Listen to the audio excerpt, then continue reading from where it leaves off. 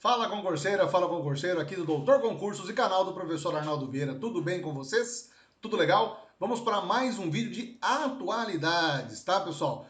Claro, começando o vídeo, como a gente sempre faz, pedindo essa colaboração de vocês, para você já deixar o joinha logo agora no começo do vídeo, inscreva-se no canal, participe junto com a gente desses vídeos bem legais, preparando para os concursos.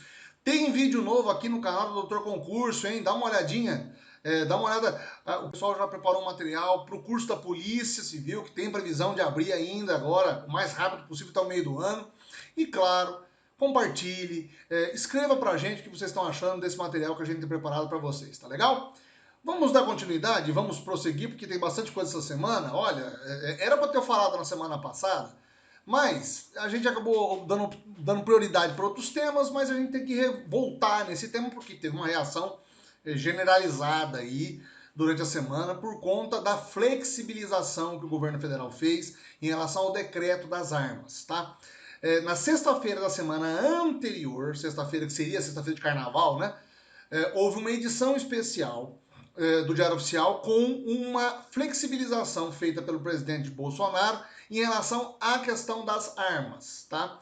Veja bem, o que foi flexibilizado? Ponto 1. Aumentou de 4 para 6 o número máximo de armas que uma pessoa pode ter, permitido, inclusive, porte, né? Nesse caso, e posse é uma coisa diferente, são duas coisas. A gente já falou disso nesse canal aqui, são duas coisas bem dissociadas, mas aumentou de 4 para 6 o número máximo de armas de uso permitido para essas pessoas. A segunda mudança que houve, a possibilidade de troca, de mudar o laudo de capacidade técnica que era exigido até então por um atestado de habitualidade, que pode ser emitido agora por clubes ou estandes de tiro.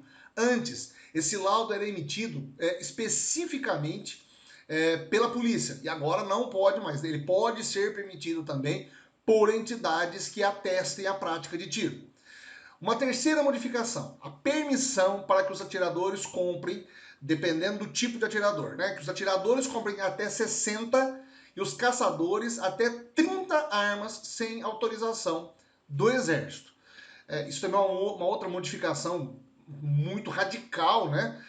Porque liberou um aumento excessivo até, digamos assim, pelas críticas das pessoas que possuem esse tipo de armamento, mesmo que sejam os colecionadores ou os atiradores desportivos, vamos dizer assim. E a outra modificação foi de 1 para 2 mil a quantidade de recargas de cartucho de calibre restrito, que pode ser restrito aí, no caso, os tiros de fuzil, balas específicas para algumas armas de grande calibre, que era para ser distribuído por tiro desportista, pessoas que querem atirar com fuzil, com metralhadoras, etc. Bom, essas modificações levantaram muitas questões e foram, inclusive, alvo de muitas críticas. O PSB, que é um partido, inclusive, de oposição, da base de oposição ao governo federal, entrou, inclusive, com pedidos no Supremo Tribunal para barrar a decretação, para barrar a validade desses decretos.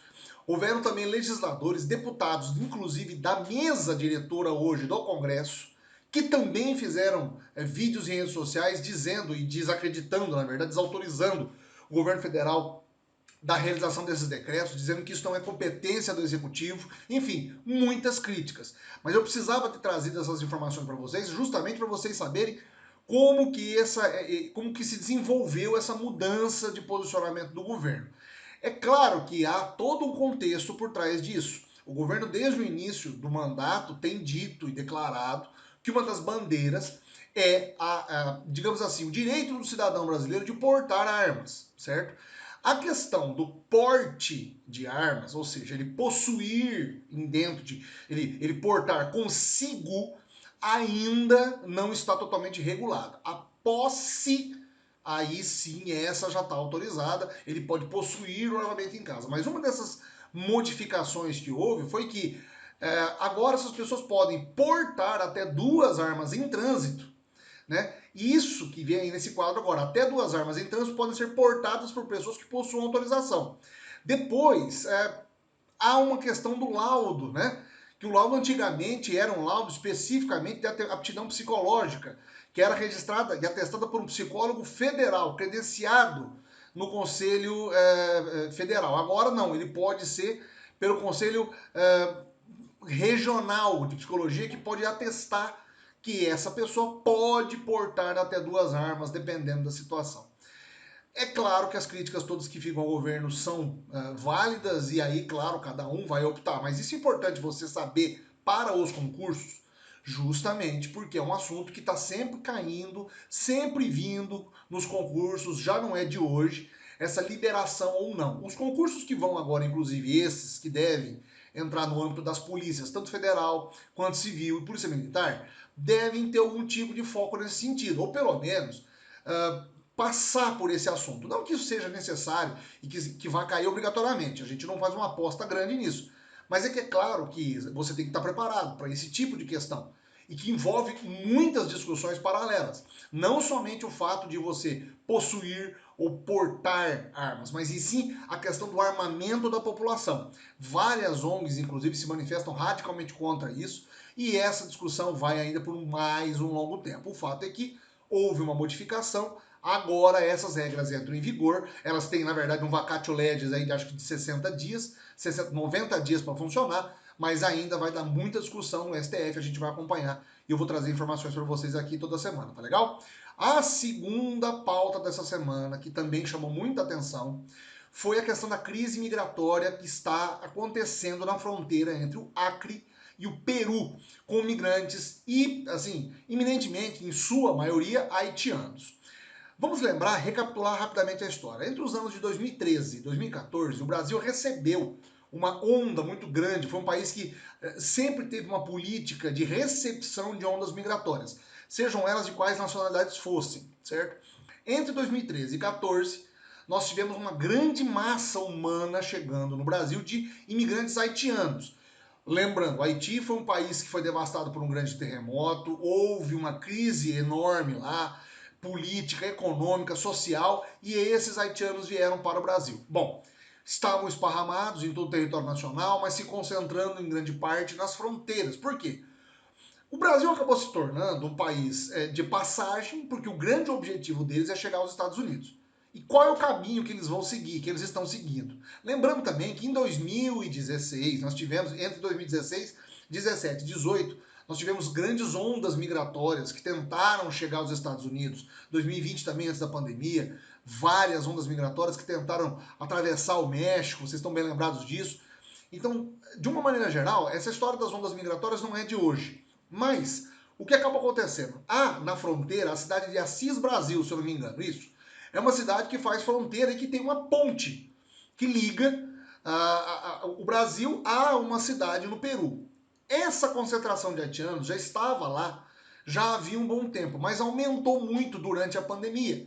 Pessoas que estavam, haitianos que estavam trabalhando no Sudeste e no Sul do país, por conta da perda de emprego, por conta das dificuldades, começaram a ir para a fronteira do Acre. Conseguiam subir e chegaram até o Acre. E estavam acampados nessa cidade, aguardando, inclusive, a possibilidade da reabertura das fronteiras, porque as fronteiras estavam fechadas. Por conta da pandemia, o Peru fechou as fronteiras, principalmente a fronteira, que no caso ali é seca, com o Acre. Bom, o resultado foi que no domingo da semana passada, o movimento aconteceu, começaram a haver uma grande rebelião. Eles tentaram forçar uma passagem, inclusive tem cenas, inclusive, dessa situação, de eles forçando a caminhada, né? Deixa eu ver se consigo passar isso. Deles forçando a caminhada e a polícia peruana, que estava na cidade do lado do Peru, tentando conter, mas eles usavam as crianças de escudo, invadindo o Peru, essa horda de pessoas, e invadindo e tentando atravessar a cidade e seguir, porque o objetivo deles é, através do Peru, subir pelo Equador e chegar até o México para ir para os Estados Unidos conseguir vida nova. É uma situação humanitária, é uma crise sem precedentes que inclusive envolve vários setores da sociedade. Os prefeitos, inclusive, o prefeito eleito atual da cidade lá de Assis Brasil, já tinha feito inclusive uma desocupação de um prédio que o governo federal tinha cedido para ele, para fazer abrigo. A situação estava controlada em janeiro, mas a situação vai se tornando cada vez mais terrível, cada vez mais difícil, e essas pessoas tentaram forçar a passagem. Metade ficou na ponte, porque foram contidos pela polícia, voltaram, a polícia usou gás lacrimogêneo, conseguiu dispersar a multidão. Metade voltou e está hoje em abrigos lá na cidade acreana e outra parte está ainda acampada na ponte, que dificulta inclusive o transporte até de mercadorias do país. Essa crise humanitária já vem de longa data, como eu falei para vocês. A gente vai continuar acompanhando, mas é uma situação que demonstra a fragilidade desses movimentos, dessas ondas migratórias em todo o mundo. E o Brasil não é diferente. Nós tivemos, entre os anos de 2019 e 2020, os venezuelanos tentando vir para cá e tentando fugir do sistema venezuelano de controle de governo, aquela situação toda que envolveu o governo de lá e a instabilidade política, mas o fato é que esses haitianos também são vítimas de uma série de preconceitos, falta de oportunidades, mas que infelizmente procuram países como o Brasil para tentar sobreviver. E a pandemia só acirrou isso. É uma informação para você prestar atenção, para você continuar prestando muita atenção aos fatos que vão se desenrolar. Eu vou trazer para vocês sempre informações frescas para vocês se prepararem para os concursos, tá legal? Vamos para o âmbito internacional e a notícia da semana, vamos colocar assim no âmbito americano, norte-americano, e sem a questão Trump, fica até mais fácil da gente comentar, foi a volta dos Estados Unidos ao Acordo de Paris. Há 30 dias atrás, inclusive, menos de 30 dias atrás, né, o Joe Biden, assim que assume a presidência, avisou, na verdade, que os Estados Unidos já iriam voltar ao Acordo de Paris. Isso foi concretizado agora, nessa semana, na sexta-feira, dia 19. Os americanos retornam a este acordo global que envolve aí quase 200 países que assinaram o documento em 2015.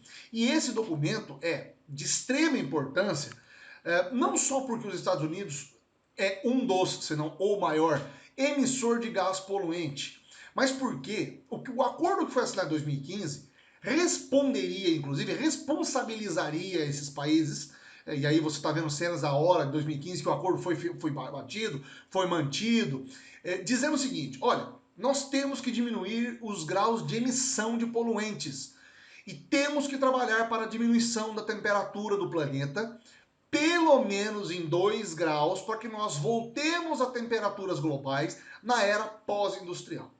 Isso, em escala global, está cobrando os seus efeitos. Agora, os Estados Unidos estão vivendo por uma época, uma onda de frio sem precedentes na história. A Europa também está sofrendo essa onda agora, atualmente. Os desastres climáticos que têm acontecido entre 1980 e 2020 foram, assim, extremamente violentos nesses últimos anos. Ou seja, nós temos um grande desastre climático de grande monta, na média de 7 por ano. Estamos falando sobre furacões, geadas, maremotos, ou tsunamis em geral, e ondas climáticas que vão mudar a temperatura com muita velocidade, como no nosso caso aqui, seca e chuva no mesmo continente, na mesma área territorial, em escalas inimagináveis. Você está vendo cenas aqui dessa reportagem que passou no Jornal Nacional falando sobre o frio no Texas, que é um dos estados mais quentes dos Estados Unidos, mas que convive também com queimadas. Conviveu recentemente com queimadas horrorosas, áreas devastadas em grande quantidade. O que o Trump fez? Justamente por não acreditar nesses relatórios, esses dados, retirou, dizendo que economicamente não seria viável para o país, que isso atacaria as economias do país e que por conta disso ele então estava retirando o país do acordo. Bom, agora com o retorno dos Estados Unidos, há um acordo, há uma previsão pelo menos positiva, né, otimista, de que algumas ações do governo sejam destinadas nesse sentido. Mas as dificuldades ainda vão estar encontrando lugar muito tenente aí nessa situação. Vão encontrar um lugar bem propício. Por quê? Não é tão simples também agora retomar o acordo depois que os americanos saíram. As empresas vão ter que se reestruturar. E isso envolve uma série de cadeias políticas que o Biden vai ter que trabalhar internamente. Há um lobby muito grande das empresas que desenvolvem meios poluentes, há um controle estatal que tem que ser colocado nisso, mas os americanos têm essa visão um pouco mais liberalista do governo. O fato é que todo mundo ficaria beneficiado se esse acordo tivesse sido restrito, se esse acordo tivesse sido cumprido e não restringido pelos americanos. É como se nós tivéssemos voltado um pouco no tempo. Essa informação é fatal que caia nos concursos. Já caiu, inclusive. Nós já tivemos concursos entre 2019 e até a pandemia, né? Em 18 e 19, que perguntaram sobre o Acordo de Paris e o posicionamento norte-americano. Isso é algo de você prestar muita atenção, ficar muito focado, porque vai acabar caindo um dia mais cedo ou mais tarde nas provas que você vai fazer. E a última atualidade da semana, que eu coloquei também aqui, foi a chegada de mais uma sonda norte-americana dos Estados Unidos, o robô Perseverance, que chega no solo de Marte. E essa semana, inclusive, também o anúncio de outras duas sondas que também estão agora rodando, e não americanas, né? Que também chegaram até o solo. Na verdade, uma delas vai chegar, que é a sonda chinesa, e uma sonda do Emirados Árabes, que só vai ficar circulando a atmosfera. Enfim, essa exploração de Marte e essa exploração intergaláctica, vamos colocar interplanetária, vamos dizer assim, é sempre alvo de informações e perguntas de atualidades para que vocês, nos concursos que virão, vão ser questionados. Bom, o que a Perseverance vai fazer especificamente, né? O que ela vai tentar? Há um sistema, inclusive na próxima tela eu vou mostrar para vocês qual que é o barato dela, né? Ela é uma simulação que a NASA divulgou na imprensa, mostrando como que a sonda se aproximou do planeta e como que foi o dispositivo feito para ela pousar. Eles consideram como são os 7 minutos do terror, que é a entrada da sonda dentro da atmosfera marciana e como que o robô acabou sendo deixado no solo. Há um dispositivo que ficou uma espécie de sonda flutuante com foguetes, retrofoguetes, mantendo a estrutura em pé, e ela foi lançada através de cabos para um local específico que eles acreditam ser o leito de um rio que há muito tempo não existe mais em funcionamento em Marte, mas que essa sonda vai fazer uma exploração até mais aprofundada. Ela tem o tamanho de um carro de pequeno porte, mas extremamente equipada, com muitas câmeras. Já houve inclusive transmissão de imagens de altíssima resolução do solo de Marte, imagens coloridas em alta definição, para mostrar como que está a condição ali do solo, como que está a condição da nave em si, da sonda em si.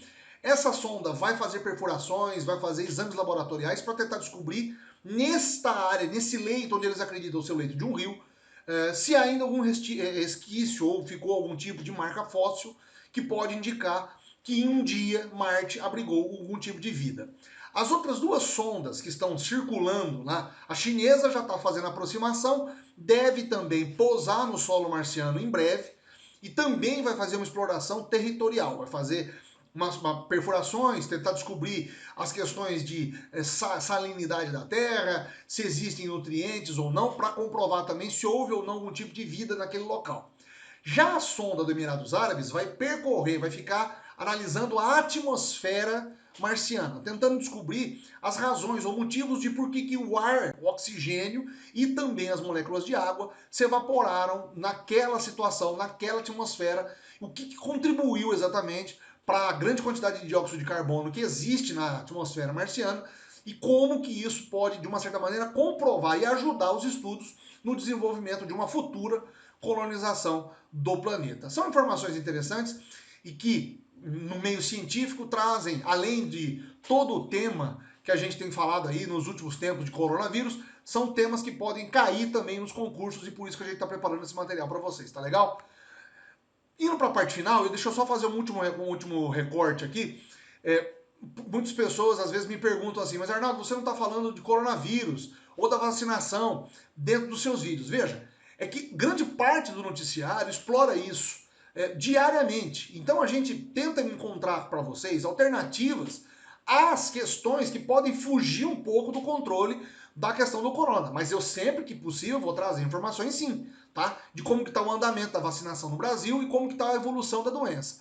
É que a gente acredita que os concursos que virão vão englobar coronavírus, vão englobar pandemia, sim, mas também vão dar espaço para outras informações, tá legal?